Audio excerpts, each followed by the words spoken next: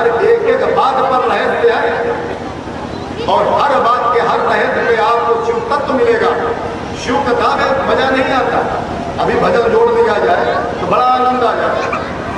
शिव कथा बड़ी नीरसता प्रदान करता, मगर जब आप नीरसता में डूब जाएंगे तो आपको ऐसा रस मिलेगा फिर आपको कुछ नहीं अच्छा लगेगा, न आपको ढोलक मजीरा अच्छा लगेगा, न कोई कीर्तन अच्छा लगेगा, न कीर्तन अच्छा लगेगा, केवल शिव का नाम आपको अच्छा लगेगा कि हमको कैसे शिव का नाम सुनने को मिले।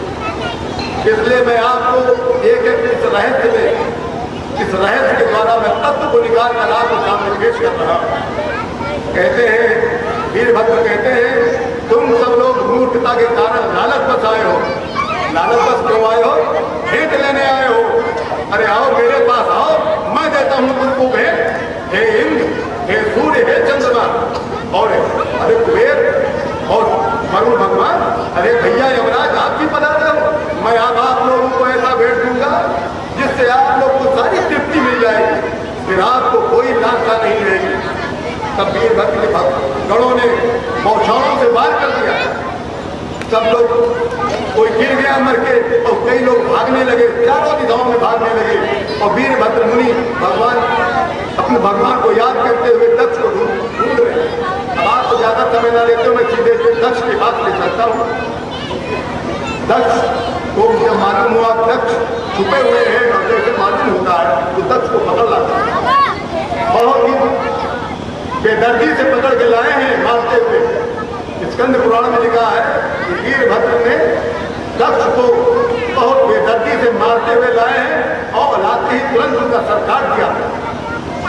और भृगु मुनि जो बहुत बोल रहे थे शंकर के विरोधी बनकर, उनकी दाढ़ी बहुत उखाड़ दिया। इतना जब देखा कि हमारे दक्ष का मृत्यु हो गई, इस शोक में ब्रह्मा जी एकदम मूर्छित और फिर अवधूत में अपने धाम सब लोग चले गए। ब्रह्मा जी को शांति नहीं मिल रही थी।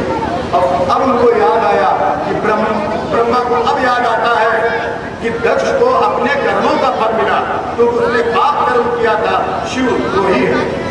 अब देखिए, अभी तक ब्रह्मा को ज्ञान नहीं था, अब ज्ञान आ गया कि अब प्रभु ही है जो हमारी रक्षा करेंगे। अभी तक शिव द्रोही उनका पुत्र जो कार्य कर रहा था, तब तक उनको नहीं याद आया कि ब्रह्मा और दक्ष दोनों ही शिव भक्त थे और आज द्रोही हो गए। तब तक नहीं समझ में आया। जब दक्ष का मृत्यु हो गई तब आपको समझ में आता है कि मेरा पुत्र चला गया, अब तो मैंने भगवान के पास जाना चाहिए। इसलिए कहा जाता है कभी दुख में भगवान को नहीं भजना चाहिए, हमेशा सुख में भजिएगा तो दुख नहीं आता।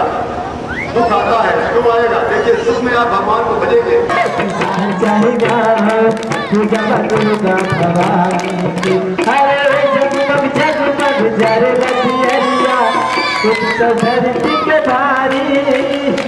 मंडप भीतर माई के दर्शन कर भरे नरनारा। अरे चढ़ावे धनवा जयकार महारानी के साह जाएगा साह जाएगा पूजा दुर्गा भवानी साह जाएगा पूजा दुर्गा भवानी के। हर सिद्ध विनायक सिद्ध बैठल सिद्ध विनायक सिद्ध बैठल शंकर दरबारी ब्रह्मदेव चारक गारन देवता लोग पुरारी। हरे जगता दुर्गा भवानी। हरे प्यारा सजल गाई भवनवा मुझे जयकार महारानी के साह चढ़ा साह चढ़ा पूजा दुर्गा भवानी के साह चढ़ा पूजा दुर्गा भवानी के। अरे जगमग जगमग जरगा दिया उत्सव धरती पे भारी जगमग जगमग जरगा दिया भीतर माई के दर्शन कर धर। शिवा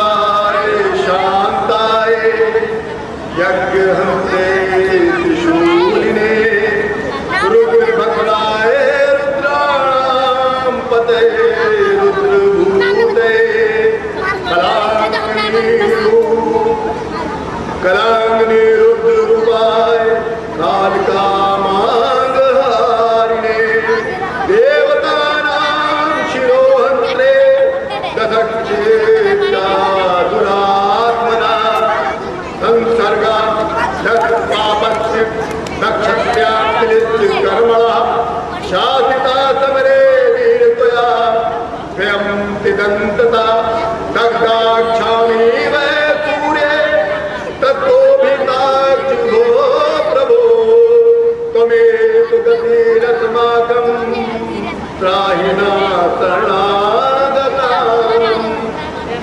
ब्रह्मा जी इतने अशांत हो गए थे कि अंत में शंकर भगवान के पास जाके इतनी बड़ी निवेदन करते हैं, कहते हैं हे भगवान शांत स्वरूप सर्वत्र व्यापक परब्रह्म परमात्मा भगवान बुद्ध, आपको मेरा नमस्कार है। मस्तक पर चंद्र धारण करने वाले, सिर पर जटाजूट धारण करने वाले महान ज्योतिमय भगवान महेश्वर को मैं नमस्कार है। भगवान आपको जगत की सृष्टि करने वाले हैं। प्रजापतियों को तो आप सृष्टा हैं, अब आप ही सबका भरण पोषण करते हैं और आप ही सबके रक्षा करते हैं। ये संपूर्ण ब्रह्मांड तो आप ही का है और आप ही इसके बीज है और आप ही आदि कारण है और इस जगत को आनंद प्राप्त कराने वाले भी आप हैं। हे भगवान मैं आपको नमस्कार करता हूँ। आप ही ओंकार, आप ही वक्रकार, आप संपूर्ण आयोजकों के प्रवर्तक, यज्ञ यजमान, यज्ञ प्रवर्तक भी आप। हे प्रभु, हे देवेश्वर, यज्ञ प्रवर्तक होकर भी अपने इस यज्ञ का क्यों विनाश किया? उन्होंने प्रश्न किया शंकर जी से कि आप यज्ञ के प्रवर्तक हैं, आप स्वयं यज्ञ हैं तो क्यों विनाश किया? ये अभी भी इनके अंदर एक अज्ञानता भरी है। कहते हे महादेव, आप तो ब्राह्मणों के हितैषी है तो दक्ष का वध क्यों कर? समस्त पशुओं का, समस्त प्राणियों को शरण देने वाले हे ईश्वर मेरी रक्षा की। अब शिव जी का आप देख लीजिए, जब शिव जब कुछ बोलते हैं एक एक शब्द उनका वेद बन जाता है। शिव जी कहते हैं क्यों क्यों जो प्रश्न किया है उन्होंने ब्रह्मा ने, वो प्रश्न का उत्तर दे रहे। हे पितामह ब्रह्मा जी, सावधान होकर मेरी बात सुनो। दक्ष अपने कर्म से मारा है, इसमें तनिक संदेह नहीं है कि उसका कर्म खराब, इसलिए किसी को कदापि ऐसा कहीं कार्य नहीं करना चाहिए जिससे दूसरों को दुख पहुंचे। ऐसा कभी कोई काम ना करिए जिससे दूसरों को दुख पहुंचे, उसको भी यही गति मिलती है। ये बहुत बड़ा पाप है, ये हत्या के बराबर पाप होता है। जो दूसरों को दुख देता, दुख देने वाला कार्य करता है उसको हत्या जैसा पाप मिलता है। ये शिव भगवान स्वयं कहते हैं। और हे ब्राह्मण, जो दूसरों को कष्ट देने वाला कर्म किया जाता है तो वही कर्म एक दिन अपने ऊपर गिरता है। इसलिए इससे ये स्पष्ट होता है, संत कहते हैं कभी दूसरों की बुराई दूसरों से नहीं करनी चाहिए।